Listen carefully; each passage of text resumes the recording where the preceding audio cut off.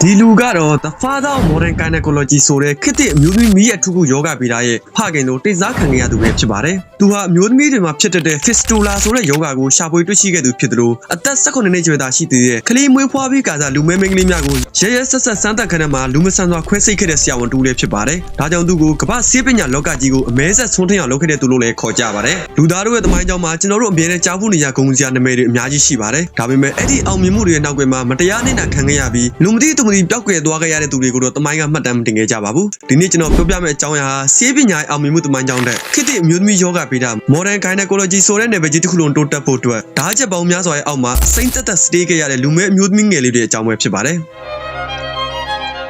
ဒါဟာလူသားမဆန်တဲ့ရက်စက်မှုတွေနဲ့ရဲရဲဆက်ဆက်စမ်းသပ်ခဲ့တဲ့တုံလုံးလျှောက်ချပွဲဖြစ်ရမှာတခုလည်းဖြစ်ပါတယ်။ဒီဖြစ်ရ1840ပြည့်နှစ်တွေစီကအမေရိကန်ပြည်ထောင်စုအလာဘာမမြို့နယ်မှာဖြစ်ပွားခဲ့တာပါ။အဲ့ဒီခေတ်ကမျိုးသမီးတွေဟာကလေးမွေးဖွားပြီးရင်စီလန်းချောင်းနဲ့မွေးလန်းချောင်းပေါက်ပြတဲ့ fistula ဆိုတဲ့ဝေဒနာကိုအဆိုးရွားဆုံးခံစားခဲ့ကြရပါတယ်။ဒီဝေဒနာခံစားရသူဟာတစ်ချိန်လုံးစီးတွေထွက်နေတတ်ပြီးအနံ့အသက်ဆိုးတာကြောင့်လူပတ်ဝန်းကျင်ကနေဖယ်ကျင်ခံရတတ်ပါတယ်။ဒီမျိုးသမီးတွေထဲမှာအသက်18နှစ်အရွယ်အန်နာချာဆိုတဲ့လူမမင်းကလေးလည်းပါပါတယ်။အန်နာချာကလေးမွေးနဲ့မွေးလန်းချောင်းပေါက်ပြတဲ့ဝေဒနာကိုခံစားခဲ့ရပါတယ်။ဒါဟာသူ့ရဲ့အမှားမဟုတ်ပေမဲ့အဲ့ဒီခေတ်ကဒေါက်တာဆင်အတွက်တော့သူမဟာကုသပေးရမယ့်လူနာမဟုတ်ပဲစိတ်ကြိုက်လှီးဖြတ်လို့ရတဲ့ပစ္စည်းတစ်ခုဖြစ်ခဲ့ပါတယ်။သူမလိုပဲဘက်စီနဲ့လူစီတို့ဟာလည်းဆမ်ရဲ့စမ်းသပ်ခံထဲမှာအရှင်လက်လက်စမ်းသပ်ခံမှုကံပါလာခဲ့ကြပါတယ်။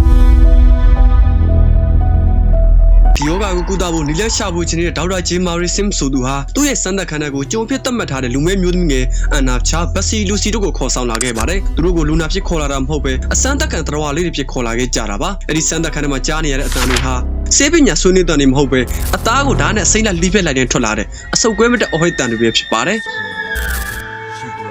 အသက်18နှစ်ရွယ်သားရှိတဲ့အန်နာချာဟာခွဲစိတ်ကရင်ပေါ်မှာလေးဘက်ထောက်ဝလစ်စလစ်နဲ့တုံရင်နေခဲ့ရပါတယ်။သူဟာတာမန်အိမ်သုံးထမင်းစားစွန်းတွေကိုကွေးပြီးစမ်းသပ်ကရိယာဖြစ်အသုံးပြုခဲ့သလိုတန်ချောင်းတွေနဲ့ခွဲစိတ်ဓာတ်တွေကိုသူမရဲ့ခန္ဓာကိုယ်အတွင်းပိုင်းအထိမေ့စင်းမပါပဲထိုးသွင်းခဲ့တာပါ။ဒါကြတစ်ချက်ချင်းစီတိုင်းကသူမရဲ့အသားတွေကိုခွဲခြားမိတိုင်းအန်နာချာဟာနာကျင်လုံးလို့သတိလစ်မတက်ဖြစ်ခဲ့ရပေမဲ့စင်ကတော့သူ့ရဲ့ငွေနှမ်းကြိုးတွေနဲ့အသားတွေကိုအနက်ထိုးပါပြီးတစ်ချက်ချင်းချုံနှောင်ဖို့ပဲအောင်စိုက်ခဲ့ပါတယ်။ဒါဆိုရင်စိတ်ဟာသူတို့ကိုဘာကြောင့်မေ့စင်းမပေးပဲအစိမ့်တက်တက်ခွဲခဲ့တာလဲ။ဘာဖြစ်လို့လဲဆိုတော့အဲ့ဒီခေတ်ကလူပြိုတွေကလူမွေးတွေမအောင်ကြုံမရှိဘူးသူတို့ကနာကျင်မှုကိုမခံစားတတ်ဘူးဆိုတဲ့အစွန်းရောက်လူမျိုးခွဲခြားတဲ့အယူဆကိုဆွဲကင်ထားလို့ပါပဲပိုပြီးရက်ဆက်ဖို့ကောင်းတာကခွဲစိတ်မှုတစ်ချိန်ရှုံးနေသွားတယ်ဒဏ်ရာကမကျက်သေးခင်မှာလည်းနောက်ထပ်သူမရဲ့ခန္ဓာကိုယ်ကိုတခွေးကန်းကကြွက်တကောင်လိုစမ်းသပ်ခဲ့ကြတာပါအနာရှာတူတွေတင်၄နှစ်တွင်မှဒီလိုညှင်းပဲမှုကိုအကြိမ်ပေါင်း30တိတိခံခဲ့ရပြီးလူစီနဲ့ပစီဆိုရင်လည်းခွဲစိတ်မှုအပြီးနာကျင်လုံးလို့ကြမ်းပြေပေါ်မှာရက်ပေါင်းများစွာလူလိနေခဲ့ရတယ်လို့အစာမစားနဲ့ရေမတောင်းနိုင်ပဲအဖျားတွေတပြီးတေမင်းနဲ့အကျဉ်းချင်းဆိုင်ခဲ့ရပါတယ်သူတို့ရဲ့မျက်ရည်တွေကိုဘသူကမှတုပ်ပေးမဲ့သူမရှိသလိုဒီဖြစ်ဆိုကိုနေ့စဉ်နဲ့မျှ၄နှစ်တိုင်တိုင်ကြိတ်မိခံစားခဲ့ရတာဖြစ်ပါတယ်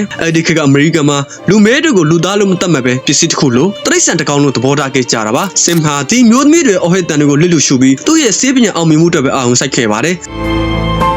နောက်ဆုံးမှာတော့သူဟာအန်နာချာရဲ့ခန္ဓာကိုယ်ကိုအကြိမ်30မြောက်ဆန်းသပ်ပြီးမှကုသနည်းတွေကိုတွေ့ရှိသွားပါတယ်ဒီအောင်မြင်မှုကြောင့်သူဟာဆေးပညာရဲ့သူရဲကောင်းဖြစ်နာမည်ကြီးပြီးနယူးယောက်မြို့လယ်မှာရုပ်ထုတော်စိုက်ထုခံခဲ့ရပါတယ်။သူဟာသူရဲကောင်းဖြစ်သတ်မှတ်ခံခဲ့ရပြီးဂုဏ်ပြုခံခဲ့ရပေမဲ့ဒီအောင်မြင်မှုဟာအန်နာချာတို့ရဲ့အသားတွေသွေးတွေနဲ့ရင်းနှီးထားရတာဆိုတာကိုတော့တမိုင်းကနှစ်ပေါင်းများစွာဖုံးကွယ်ထားခဲ့ပါတယ်။ဒါပေမဲ့အမှားဟာဘလောက်ပဲဖုံအမှားပဲဖြစ်နေပြီးအမှန်တရားကတော့တနေ့မှပေါ်ပေါက်လာပါတယ်။ဒီနေ့ခေတ်မှာတော့အဲ့ဒီအမဲဆက်တွေကိုလူတွေပြန်လည်မြင်တွေ့လာပါပြီ2018ခုနှစ်မှာစင်မရဲ့ရုပ်ထုကိုဖေချခဲ့ပြီးအန်နာချာလူစီနဲ့ဘစီတို့ကိုခေတ်သစ်မျိုးသမီးယောဂဗေဒမိခင်များလို့တရားဝင်ပြန်လည်ဂုဏ်ပြုခဲ့ပါတယ်။ဂျနခေတ်မျိုးသမီးတွေခံစားနေရတဲ့ဆေးပညာတိုးတက်မှုတွေရဲ့နောက်ွယ်မှာအမည်မသိပေးဆက်ခဲ့ရတဲ့ဒီလိုဖြစ်ပျက်မျိုးများစွာရှိနေတယ်ဆိုတာကိုတော့ကျွန်တော်တို့ဘယ်တော့မှမင်းပြသင်ပါဘူး။သူတို့ရဲ့ခံစားခဲ့ရတဲ့ဝေဒနာတွေဟာဂျနခေတ်အမျိုးသမီးများစွာရဲ့အသက်ကိုကယ်တင်နိုင်မှုတဲ့အခြေခံအုတ်မြစ်ဖြစ်ခဲ့ရတာပါ။ဒီဖြစ်ပျက်ဟာဆေးပညာလောကမှာတင်တာမကပဲတခြားနေပင်များတွင်လည်းယခုလိုမျိုးနောက်ွယ်ကနေပြစ်ဆက်ရပြီးလူမသိသူမသိပျောက်ကွယ်သွားကြတဲ့သူများလည်းရှိပါတယ်သူတို့ကိုကျွန်တော်တို့အားလုံးဟာလူသားချင်းစာနာထောက်ထားခြင်းအဖြစ်မေ့ပြစ်လို့မရပါဘူးဒါကြောင့်သူတို့ကိုဂုဏ်ပြုတဲ့နေဖြစ်ဒီဗီဒီယိုလေးကိုတင်ဆက်ပေးလိုက်ရခြင်းဖြစ်ပါတယ်နောက်ဗီဒီယိုမှာပြန်လည်ဆုံတွေ့ကြပါမယ်ခင်ဗျာဒါပါကျွန်တော်ကတော့စီကာကွက်စကာကြော်တော့အောင်ပါခုလိုမျိုးဘူးတူရရဝယ်ရစိတ်ခွန်အားဖြစ်ပေါ်ရဗီဒီယိုလေးတွေကြည့်နေတယ်ဆိုလို့ရှိရင်တော့ကျွန်တော် channel လေးကို follow ထားဖို့မမေ့နဲ့ဘူးเนาะ